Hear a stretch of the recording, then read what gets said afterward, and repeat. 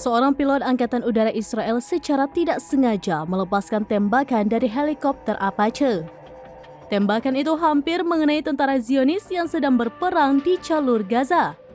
Mengutip di Jerusalem Post via Tribun News, kejadian tersebut terjadi pada Senin 1 April 2024. Insiden bermula saat pilot Israel sedang menjalankan misi untuk mengawal tentara pendudukan di Gaza.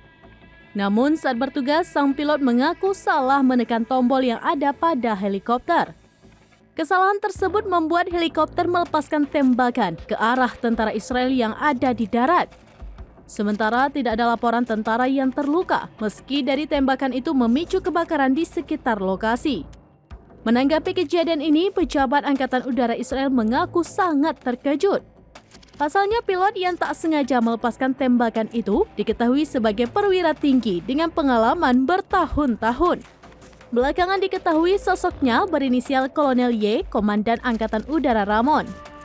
Juru bicara militer Israel mengatakan pihaknya saat ini masih menyelidiki insiden tersebut.